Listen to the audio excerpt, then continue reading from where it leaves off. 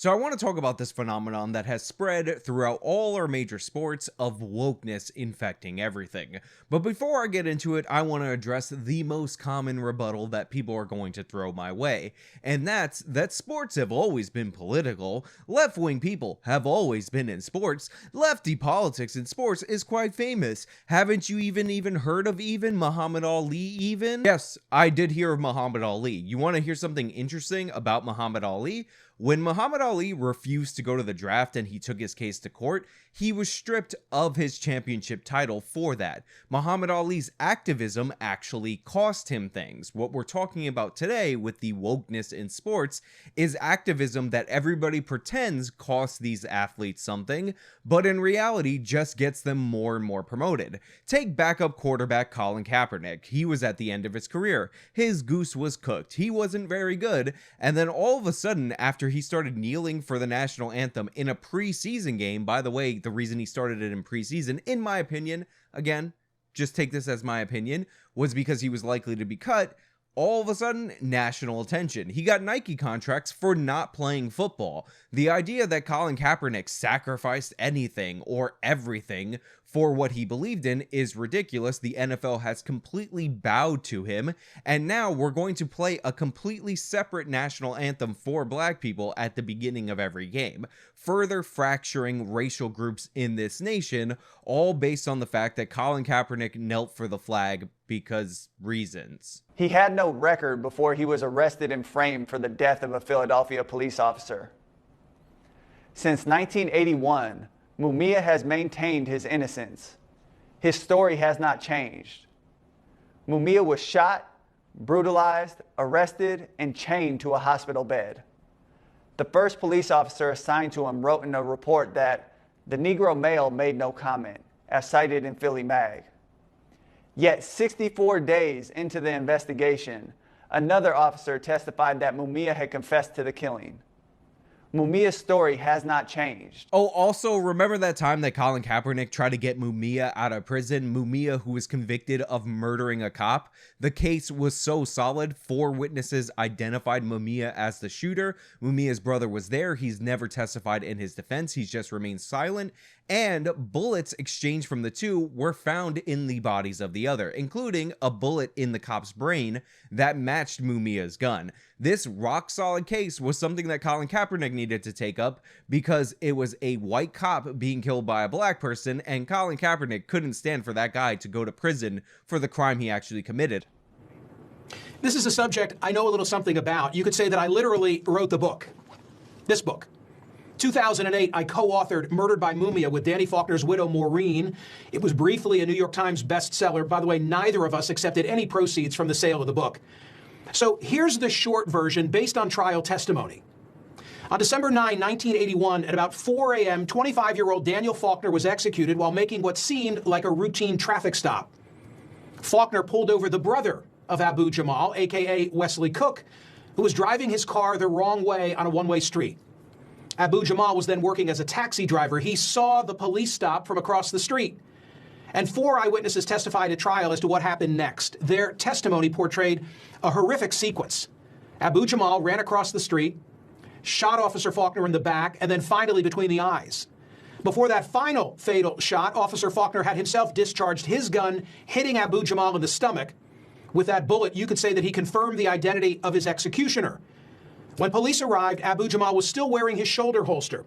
The murder weapon registered to him was next to him on the ground at the murder scene. He'd purchased it at a local sporting goods store.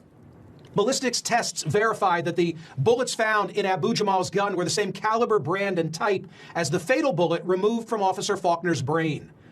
Both men were taken to a local ER. Faulkner was pronounced dead. Abu Jamal was heard by witnesses, including a security guard, to say, "I shot the MFer, and I hope the MFer dies." Also, like a coward, because Colin Kaepernick is a coward, he refused to meet with the widow of the officer that's killer he was trying to free. So thank you, Mr. Kaepernick, for listening. I should note you were invited to be on this program. I was told that you aren't doing any interviews on the subject. You should know that Maureen Faulkner, police officer Danny Faulkner's widow, would love to talk to you about the case. So again, no consequences for Colin Kaepernick, even when he does objectively awful things. But sure, this is the same as Muhammad Ali. This guy's totally Muhammad Ali. I mean, he's so faced the consequences of Muhammad Ali. Everybody's on his side, Nike contract, whatever. But football is one thing. This wokeness has expanded far beyond the NFL. It expanded quite famously into the NBA, where unlike Michael Jordan, the stars of the NBA are always taking a stand. And what are they taking a stand for? For black people, of course, because the NBA players are black, and they want you to know, despite the fact that LeBron James might become the next billion-dollar athlete after Tiger Woods, who's also part black at least, but he looks black, that he's still a black man and he's still oppressed and he still experiences racism. LeBron James is a victim in our society. Ignore the fact that he was in the crappy sequel knockoff of Space Jam. That's just a bigger sign of his oppression. LeBron James has really been through it, and him standing up for what he believed in, him risking it all to take sides with Black Lives Matter, totally unpopular amongst the NBA media, has cost him nothing. Now, what's great about the NBA activism is the NBA, more than any other league, is tied in with the nation of China. So it only was a matter of time before LeBron James and all these social justice warriors, these activists, these people that put it all on the line, they don't care if they lose money for their activism that always makes them money, were going to be put to the test with something related to China. And when that moment came, when Daryl Morey tweeted out about freedom in Hong Kong, LeBron James stepped up to the plate and he sucked off Xi Jinping because LeBron James is an absolute coward. And we all talk about this freedom of speech. Yes, we all do have freedom of speech, but at times there are ramifications for the negative that can happen when you're not thinking about others and you're only thinking about yourself. So I don't believe, I don't want to get into a word or sentence feud with Daryl Morey, but I believe he wasn't educated on the situation at hand, and he spoke. And so many people could have been harmed, not only financially, but physically, emotionally, spiritually. And you must have forgot to read the fine print when LeBron James said he would risk anything, any amount of money to fight injustice because that's what he believed in. That only was a theoretical construct. When his money was actually on the line, when he could actually lose a couple nickels and dimes in merchandise in the Chinese market, then all of a sudden, LeBron James, company man, then all of a sudden, stomp on those Hong Kongers, then all of a sudden, throw those Uyghurs in the concentration camps because I'm LeBron James and I need to sell a few more sneakers. Space Jam, I need that movie to be a hit in the overseas market, so do whatever you gotta do to Taiwan. If you need to nuke it, don't worry about it. LeBron James is gonna be on your side because that's the kind of guy LeBron James is. That's the kind of character that the NBA players who stand up for whatever stupid cause is imaginary that they stand up for in the United States of America that they call freedom actually do when they have an opportunity to stand up for freedom. However, that's the NBA, and we expected this hypocrisy, we expected this cowardice. This is the same hypocrisy and cowardice that we see from all of our movie stars who cater to the Chinese market. In fact, they basically import censorship from the Chinese market into our American films because the Chinese market is so important, they would not do anything to risk offending them. Remember Red Dawn, where they had to reshoot it and re-edit it to make them North Koreans instead of Chinese. But if you thought this was just contained to legitimate American-based sports that matter in America, you are also wrong, because the UK had their own scandal related to their soccer players. They had young black players for the team of England or the UK. I don't really care at all about soccer. And they had to kick some penalty kicks that they do at the end of the game. Again, don't care. Totally lame. And these young black players missed. And the media ginned up all this hysteria about all this racism from English fans that turned out to be a small, insignificant percentage of the tweets directed at them, and most of those tweets were tweeted out from accounts overseas. Most of them were likely meant to gin up hysteria about this game or taunt the English, but the English police reacted in a reasonable way. I mean, they were like, look, frustrated sports fans, freedom of speech, obviously, we're not into racist language, but like certain things happened and we understand, and, you know, pat on the back, we're with the player, and we don't like that, but we're not going to, oh, no, they said they were going to initiate criminal investigations, because that's what's really important. Investigating mean tweets on Twitter. That's what the UK is all about right now.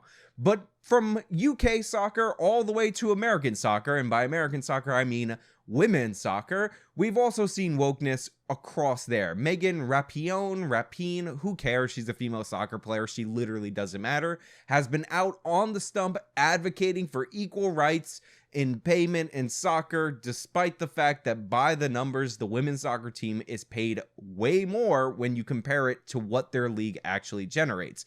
But don't worry, Megan Rapinoe is not going to be stopped because she doesn't care about that. She wants equal pay to the men because she deserves it, because it's like the same exact sport as soccer. I mean, the men's US team totally lost to a bunch of 15-year-olds in scrimmage. Oh wait, that was the Women's World Cup team losing to 15-year-olds, and they got dominated. But it's definitely the same game, and it's totally not a different game at all, and you don't need to worry about it because the women need equal pay because they win the World Cup. It doesn't matter that most of the teams that are powerhouses in men's soccer don't even field women's soccer teams. Don't worry about it. The women's team's a powerhouse. Who cares if they lost to 15-year-olds? I'm sure that would have happened to men. They need equal pay, win or lose, because the men have riskier contracts. They get paid more if they win more, and the women don't. They have more secure contracts, so win or lose, they need to get paid. Oh wait, this just in, they lost early in the Olympics after kneeling for the national anthem, so I guess we'll be holding our breath waiting for them to give their more secured salary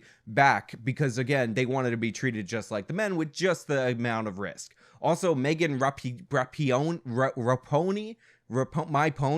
was on with Joe Biden recently, just to show you how amazing and epic and progressive these were. I mean, these are people standing up for everything. They're standing up for what really matters. They're risking their career by advocating for more money for themselves. No. Okay, never mind. Can't even stretch that one. But you know what? Yeah, whatever. They're like Muhammad Ali. They've all sacrificed by gaining more money and more attention for their activism and being supported by all the mainstream media and not losing anything related to their sport based on their actions and getting multi-million-dollar endorsement contracts, just like Muhammad Ali.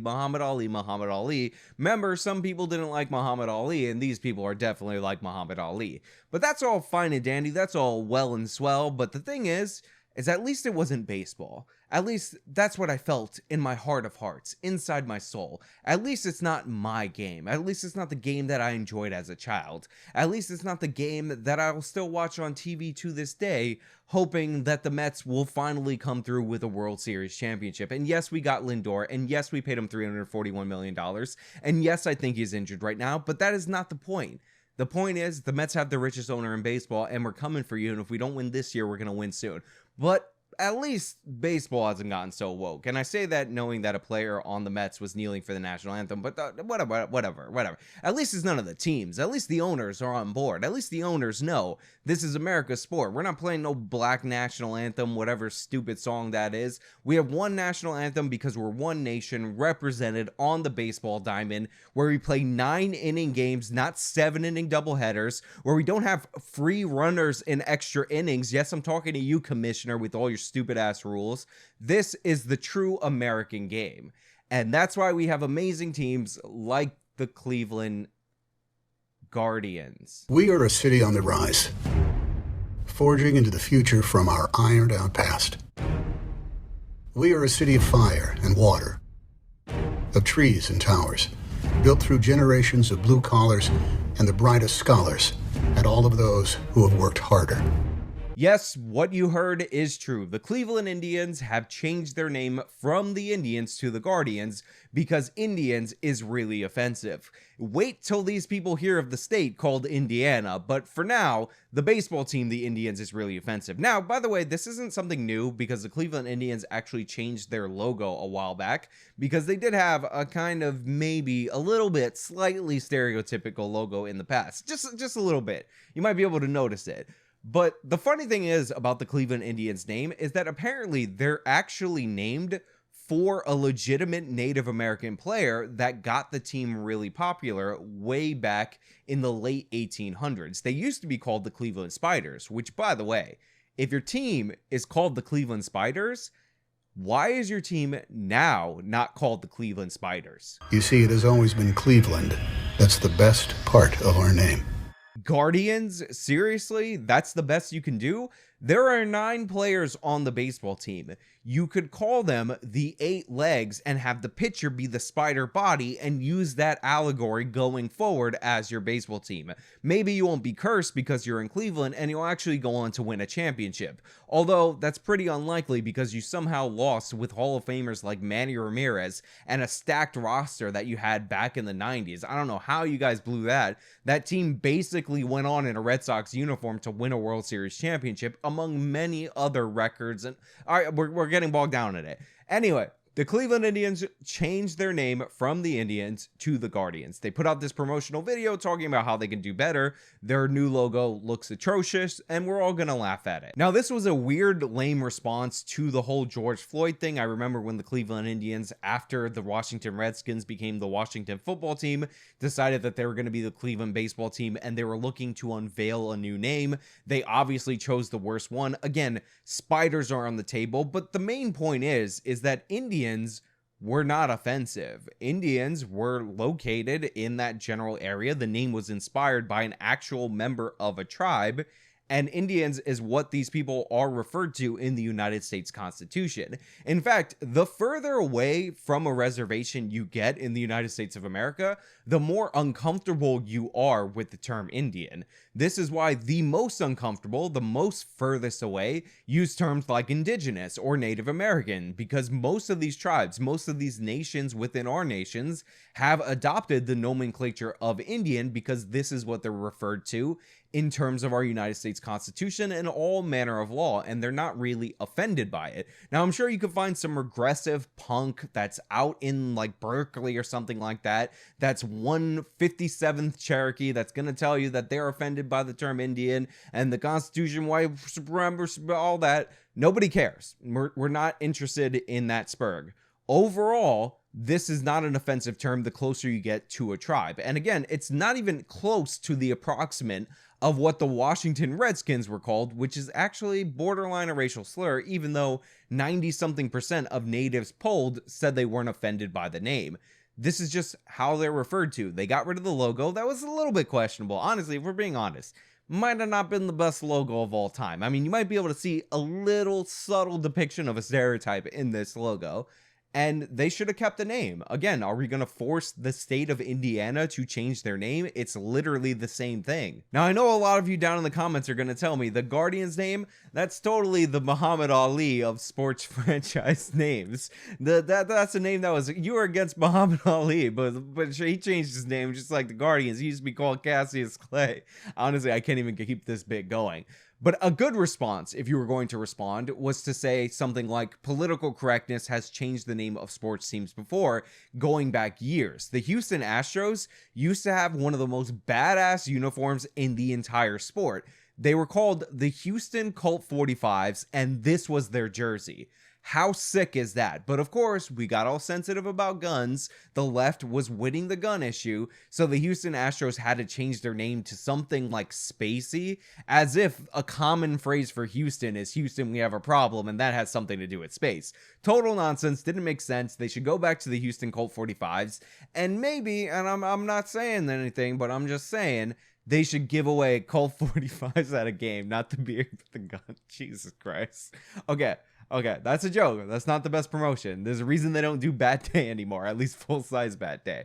But also, the Washington Bullets. This was the name of the basketball team that played in Washington, D.C. Now, this was thought to be insensitive due to the fact that there were so many shootings in Washington, D.C., but I think they should have kept the name Bullets because this was a predominantly black city at the time, or at least had a significant black population. And sure, there were a lot of shootings, even though they had the notorious DC handgun ban. But changing them to the Washington Wizards and putting up a guy that looks like the Grand Wizard of the KKK, not a solution. We need to go back to the Bullets. We need to go back to the Colt 45s. We need to go back to the Cleveland Spiders. Don't go to the Guardians. What the hell is that? The Guardians of the Galaxy? We need to go backwards, not forwards. Spiders are Indians. That's it. And if the Indians name is up for grabs, then another team should take it. There are some terribly named teams across all of sports, and they need to get fixed. Might I suggest that the New Orleans Pelicans adopt the name the New Orleans Indians? to remind us of the Battle of New Orleans with Andrew Jackson, where after defeating Indian tribes, he rallied them together with a bunch of other misfits and he united them against the British Navy. That would be cool. The New Orleans Andrew Jackson inspired Indians. How about that?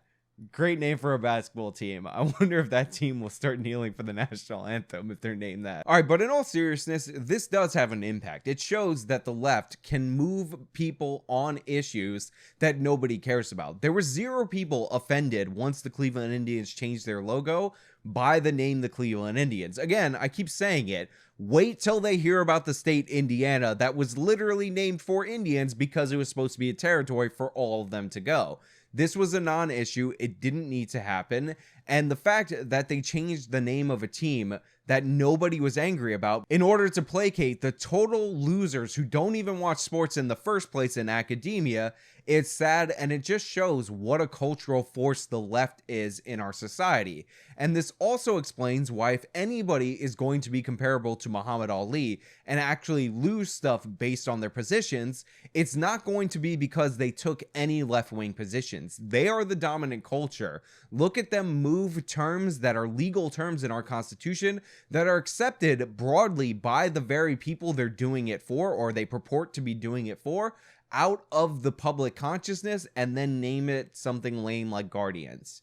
Absolutely shameful, embarrassing. Also, when are we going to get rid of the Minnesota Vikings? Because that's embarrassing. That's a Viking stereotype. And if you read the accounts of people in the Arab world who had peaceful relations with the Vikings, those depictions are just not accurate. Anyway, that's all I really have for you guys today. Thank you so much for watching. And since we have time to think about this, what do you think about the National League DH? Are you in favor of it or are you against it? I'm against it. And I think if you're in favor of it, you're an absolute scumbag. And again, the commissioner, you're terrible. I can't believe we have 7-inning doubleheaders. We have fake games. If you throw a perfect game for 7 innings, it doesn't count because there's fake games. Not to mention the free runner. In extra innings, a runner starts on second base just for the sake of it. And it's supposed to make the games go faster, but it cheapens the game, it makes it cheesy, and it's disgusting, and that's really something that's shameful. But that being said, let me know what you think about my proposal for the Cleveland Spiders, or keeping the Indians name, or if you're not bothered by any of this, and you're fine with the left taking over all of our culture. As usual, if you like this video, you can show me by leaving a like. You can follow me on all my social medias, they're linked in the description of this video. The support links are also there.